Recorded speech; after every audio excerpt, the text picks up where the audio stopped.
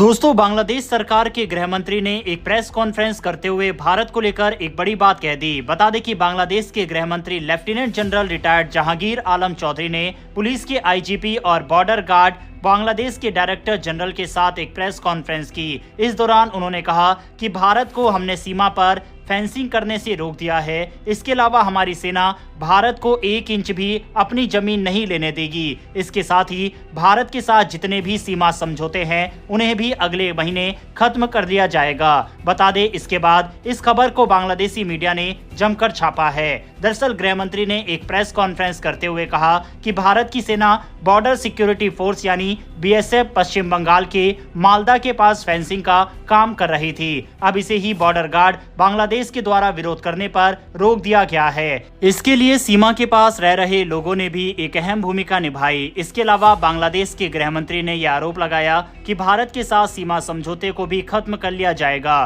क्योंकि भारत को equal opportunity मिली है और भारत ने बांग्लादेश की जमीन को भी हड़प लिया है। हालांकि सच्चाई की बात करें तो बॉर्डर सिक्योरिटी फोर्स ने फेंसिंग का काम इसलिए रोका क्योंकि दोनों देशों के बीच तनाव बढ़ रहा था। बीएसएफ ने कहा कि टेंशन और ना बढ़ जाए और सीमा के पास रह रहे लोगों को परेशानी न हो, इसीलिए काम को रोका जा रहा है। लेकिन गृह मंत्री ने कहा कि फोर्सफुली काम रुकवाया गया है। बांग्लादेशी गृह मंत्री ने जिस एग्रीमेंट का जिक्र किया उसकी बात करें तो 1974 में दोनों देशों के बीच एग्रीमेंट हुआ था, जहां बेरूबारी के बदले भारत के 3 बीघा जमीन बांग्लादेश को देनी थी। भारत ने इस जमीन को दे भी दिया है, लेकिन बांग्लादेश सरकार कह रही है जमीन नहीं दी गई। इसी एमओयू को कैंसिल करने की बात कही गई। इसके अलावा दोनों देशों के बीच एक एग्रीमेंट था जिसमें जीरो लाइन के 150 यार्ड्स पर कोई भी डेवलपमेंट नहीं की जाएगी। इसके साथ ही बाउंड्री म्यूचुअल कॉन्ट्रैक्ट को लेकर भी बातचीत की गई थी। अब इसे ही कैंसिल करने की बात कही जा रही है। इसके साथ ही जहांगीर आलम ने कहा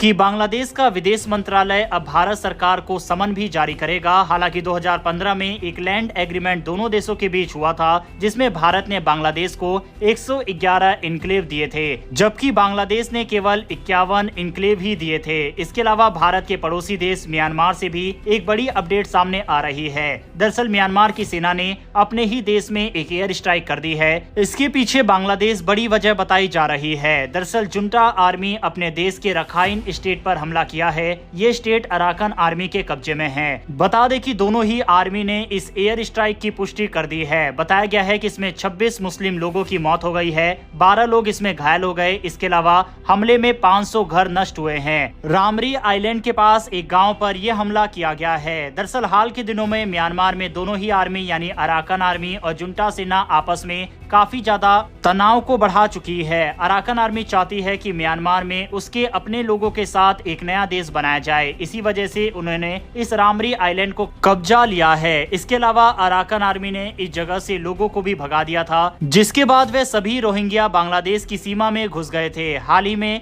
बांग्लादेश सरकार ने कहा था कि म्यांमार से 60,000 लोग उसके कॉक्स बाजार डिस्ट्रिक्ट आए हैं। अब हमले की वजह की बात करें तो 21 दिसंबर को जुंटा सेना की वेस्टर्न कमांड को अराकन आर्मी ने कब्जा कर लिया था। पहली बार देश की सेना की कमांड को किसी ने कब्जाया था। इससे जुंटा सेना कमजोर पड़ रही थी। इसी के बाद सेना ने खुद को साबित करने के लिए अराकन आर्मी के इलाके पर हमला किया है। अब इसके बाद बांग्लादेश की एंगल को भी बीच में जोड़ा जा रहा है। दरअसल बांग्लादेश का कोई एंगल है उसकी ऑफिशियल रिपोर्ट तो सामने नहीं आई है, लेकिन बता दें कि बांग्लादेश सरकार भी अराकन आर्मी से खुश नहीं है। बांग्लादेश की सरकार ने उनसे आग्रह किया था कि जो रोहिंग्या उनके देश में घुस आए हैं उन्हें वापस लिया जाए। इसके बाद बांग्लादेश की सरकार के आग्रह को मना कर दिया गया। ऐसे में कुछ एक्सपर्ट्स रिपोर्ट्स की माने तो उनका कहना है कि बांग्लादेश सरकार ने जुंटा आर्मी को सपोर्ट किया है, जिसके बाद जुंटा आर्मी ने एयर स्ट्राइक की है। लेकिन इसकी पुष्टि हमारा चैनल तो नहीं करता। भारत पर इस एयर स्ट्राइक के इम्पैक्ट की बात करें तो कुछ एक्सपर्ट्स की माने तो भारत पर इसका डायरेक्ट कोई इम्पैक्ट नहीं पड़ने वाला, लेकिन पड़ोस में अगर हलचल होती है